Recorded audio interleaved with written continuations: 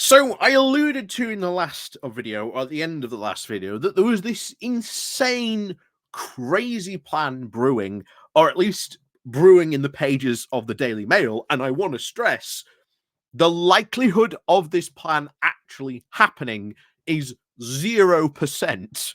But it shows you the level of desperation, and we'll go into the real reason why this is being floated by the Daily Mail, is because it is once again trying to float the idea of a potential Nigel Farage return, not only to reform but to lead the Conservatives.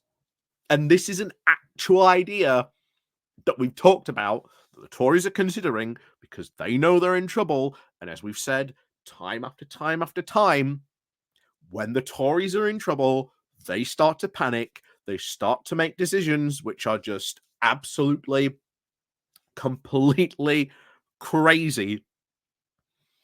You know, you've got Robert Jerrick saying, look, this is the final time that, Rishi Sunak can try and pass his Rwanda bill. 3 strikes and you're out, Rishi. And to be honest, given the fact I'm doing this on Sunday, this is coming out on Monday, who knows what could have happened between then and now of me doing that video. I don't even know if the vote will actually even go ahead on Tuesday, if Rishi Sunak even thinks he can actually pass this bill. And of course, again, go to the last video where we talk about what could possibly happen, the consequences. What happens if he just narrowly manages to pass it? What happens if he doesn't pass it? What happens if he decides to pull it? There will be consequences, and it could very well be the end of Rishi Sunak. But the idea of a Boris return with a dream ticket, Boris-Nigel Farage coalition, never going to happen in a month of Sundays. One, for the fact Boris Johnson hates Nigel Farage with a passion. He does not like the man. And Nigel Farage is so desperate, he would probably say yes to it. But the idea of him becoming a credible politician is in no way going to happen. Just as most with these popularists, they talk a big game, but get them into power or actually give them the power to do something, and they'll screw it up even harder than the current Conservative government. But let's go into this fantasy world, this crazy plan where somehow Boris Johnson could return in a dream ticket revival with Nigel Farage as well. The type of thing that can only really come from the pages of the Daily Mail. But before we do come to going over that, please do read please do have a look at the like, share, the subscribe button, etc. There's links down below to the Patreon page. There's the one-off day link called Buy Me Coffee. There's the Pony Club. There's also the YouTube thank you button as well. So let's go into this, because as I said, this crazy plan could come from somewhere like the Daily Mail Online with exclusive. Boris could return as Prime Minister in astonishing plan being hatched by disgruntled Conservative MPs, and, quote, dream ticket leadership tie-up with Nigel Farage is even being considered. Again, never going to happen, because Boris Johnson is not a Conservative MP anymore. How on earth is he going to become Prime Minister? So, Boris Johnson could return as Prime Minister under astonishing plans being hatched by Tory MPs, with the dream ticket leadership tie-up with Nigel Farage even being considered.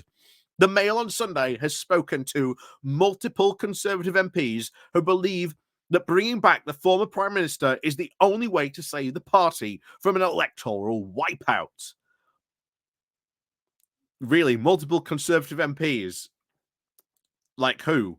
Priti Patel?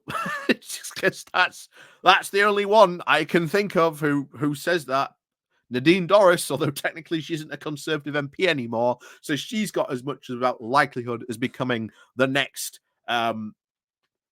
Conservative Prime Minister as Boris Johnson, which again is absolutely zero. This plan is not going to happen, but it just goes to show you the depths of desperation that is going on in certain areas of the Tory party. So It comes as Rishi Sunak faces his crunch vote on Tuesday of his flagship Rwanda migration plan, with whips threatening to use blandishments to try and quell a revolt, allegedly even offering peerages to potential rebels if they toe the line. That's the first time I've heard that, but I wouldn't put it past him. This newspaper can also reveal that Mr. Sunak's Tory enemies have drawn up what they call an advent calendar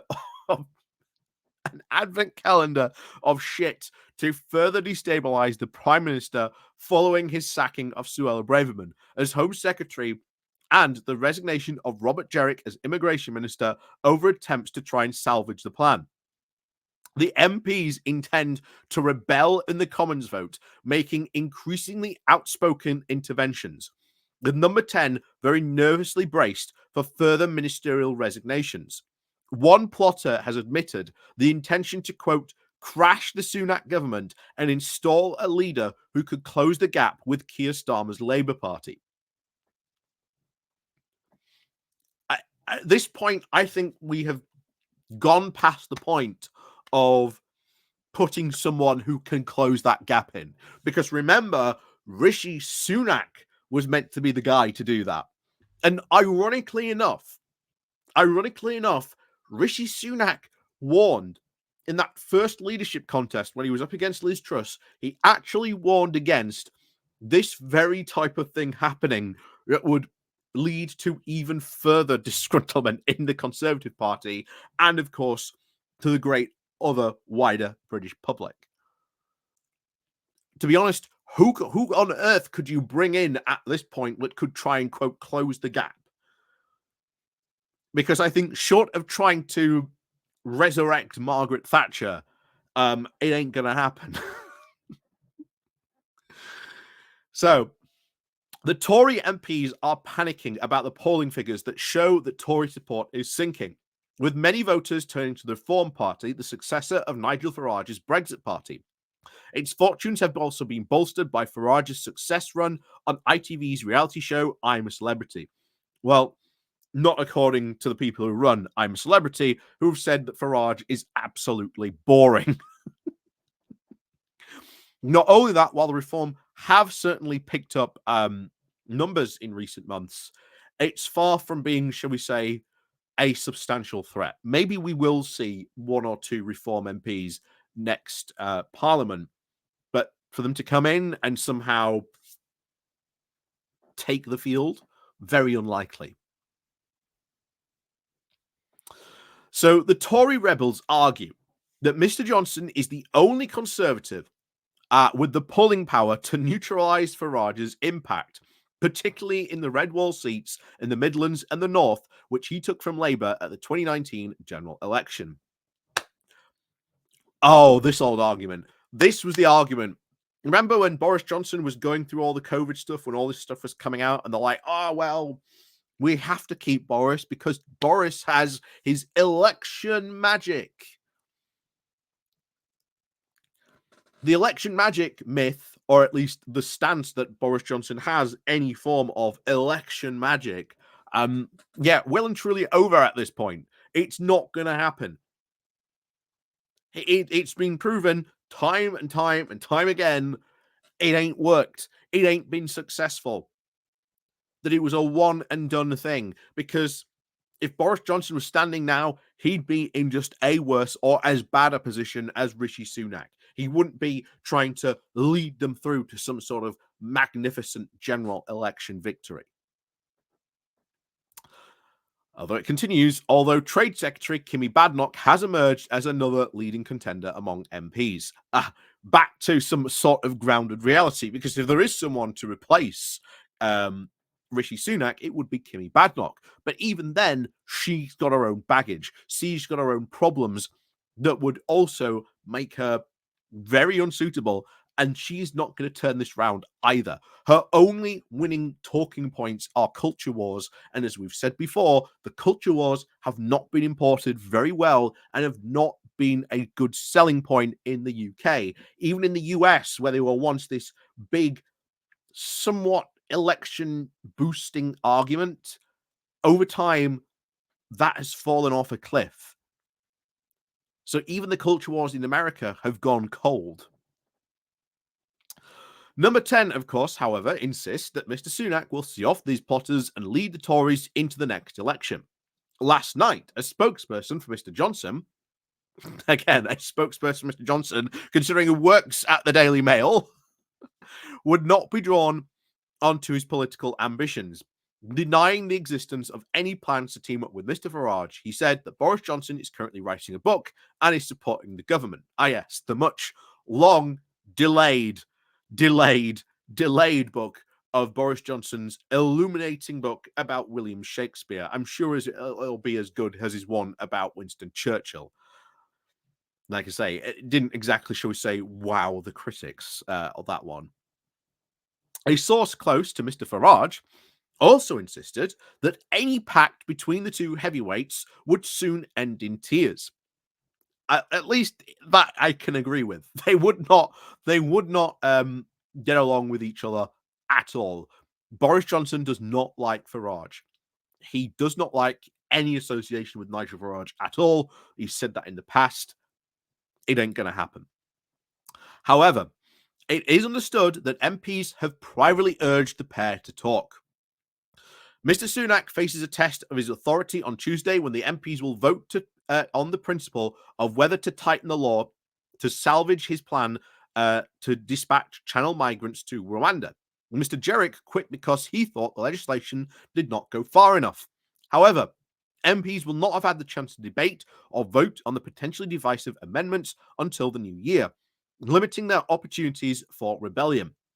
Braverman also denies scheming behind. Yeah, I'm sure she's denied it. She said, clearly sharpening the knife as that comment was taken.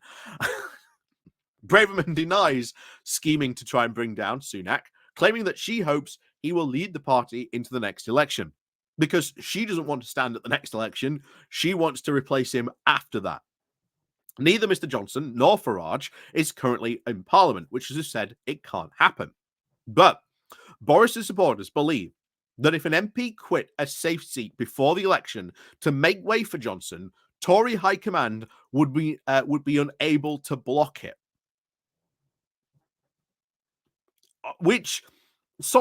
In a potential election wipeout, which sane and sensible Tory is going to give up their safe seat?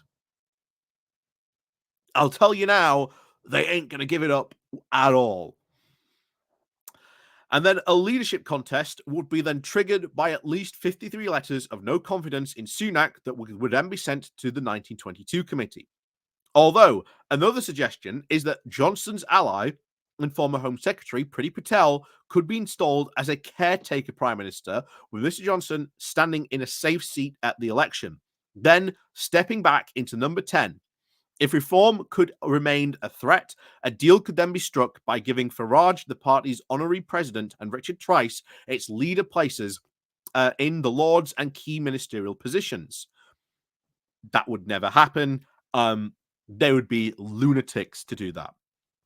But Reform Party officials have stated their aim was to kill off the Conservatives. And they've told the Mail on Sunday that when Nigel gets back from his reality show, he is going to start dominating the agenda. Within the next 6 to 8 weeks, we'll be polling in the high teens, and the Tories will start to slip below 20%. At that point, between 5 and 10 MPs will realise the game is up and defect to us. Then it's game over. We're looking at least a minority Tory administration of our lifetime. We are going to destroy them. Again, we know, of course, that there have been rumours. We reported about it, about Reform trying to woo over these Conservative MPs. But apparently there's going to be this big defection. And I'll tell you now, between 5 and 10 MPs, that would be a monumental defection. Remember, that was the threat, that 13 Tory MPs from the ERG were going to walk over and become UKIP MPs if they did not get their way. And that was the threat that happened all the time. So, party donors are already starting to switch. The coal owners of Bristol ports, who have donated more than 640,000 to the Tories since 2001, recently gave 100,000 to Reform. Mr. Farage is also able to reach millions of voters through his hit ITV program, which concludes today. I doubt he's been reaching many people because not even I, who pay attention to that, have been hearing anything about it. So I very much doubt it's been the breakthrough Farage was hoping for. Especially when you've got, as we said before, ITV bosses and people who work in this saying, yeah, Farage is boring. We can't find any good footage of him. how is that going to play well? Yesterday, the Reform Party emailed subscribers begging them to go against the establishment and vote for Farage to be crowned king of the jungle. Twice vote. Our man has been superb standing for Brexit in the face of the remaining campaigners who have been constantly challenging his views on air. One Tory MP said that when Farage come back, he's going to be all over the airwaves and he's going to have us in his sights. Another said that Reform UK are going to kill us, but we have to buy Farage off. The plan is that we get him into the Lords. We give him some sort of brief like we did with Cameron, and maybe even Home Secretary, and then go to the country with the dream team. Why would you even think of giving Nigel Farage the Home Office, the Home Secretary position? Why would you honestly think that was a good idea? No, Farage would fail.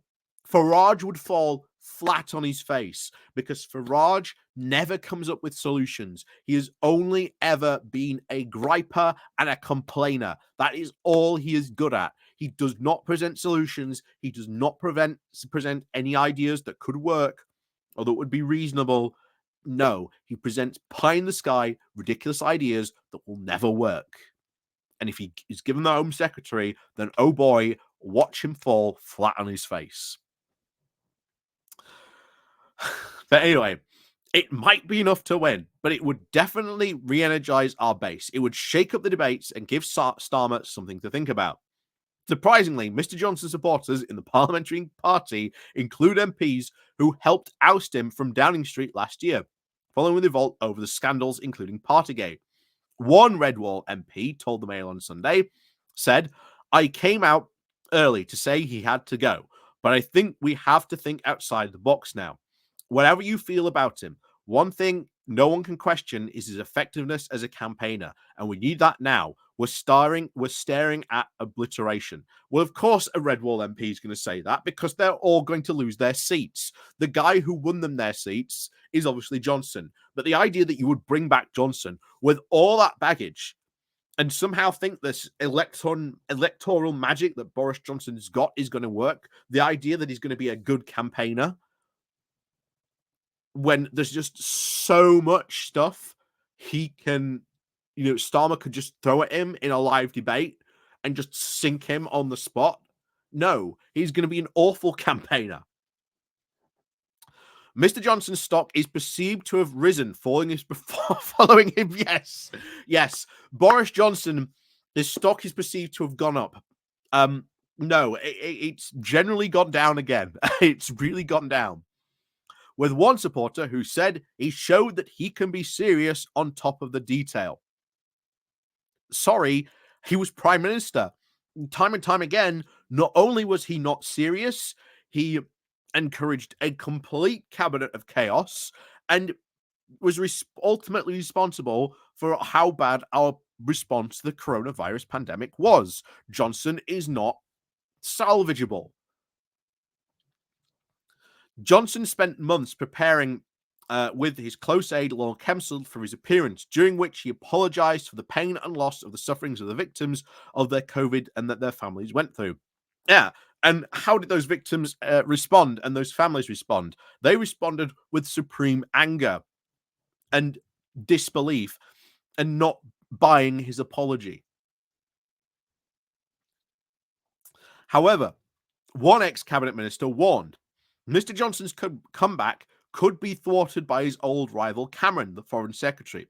But they added, that said, If Boris was still in the Commons, he would be back already. There would be a coronation. Just look at the polls. Boris is the best campaigner we have by a mile. If you want the prospect of votes at the next election, Boris is your man. Once again, falling into this delusion of the idea that Boris Johnson's got this election magic, that he's going to be this really good campaigner. No, that's over. That ship has long since sailed. That is not an option anymore. But of course, they live in delusion. They're getting desperate, especially these Red Wall MPs who are completely desperate, who at the next election, even though many of them voted to oust Johnson, will try and say, I never got rid of Johnson. I never voted to oust him. The MP added that replacing Sunak with anyone else currently in the Commons would make things worse rather than better. Who are you going to replace then? Who are you going to put back in position? Who?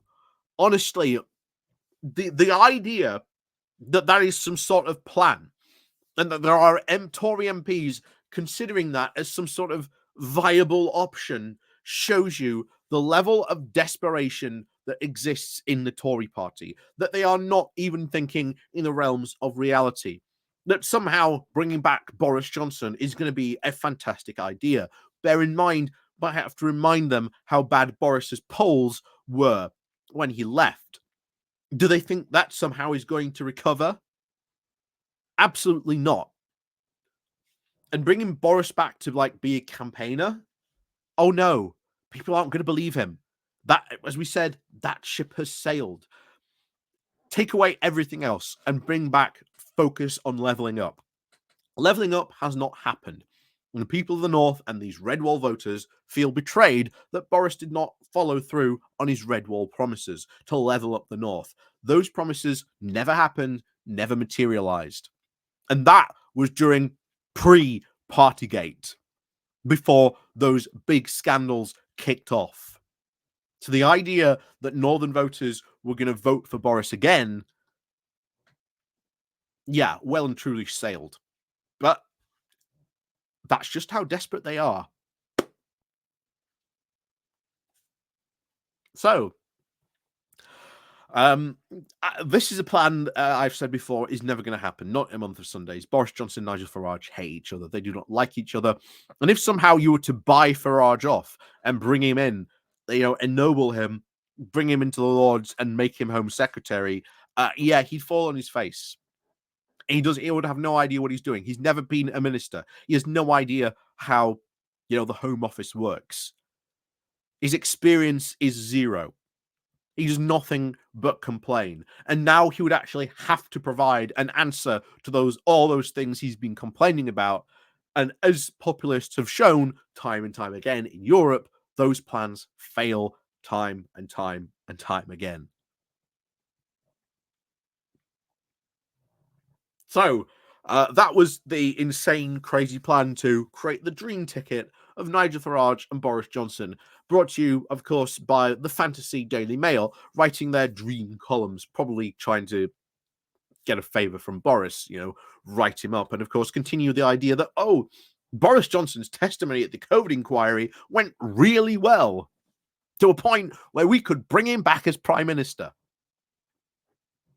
Yeah, and now you see the real reason why that was written. It was part of the big Boris rehabilitation piece that the Daily Mail have been trying to sell for, well, at least the past couple of weeks, even before Boris gave his testimony, trying to rehabilitate and, of course, rewrite COVID history.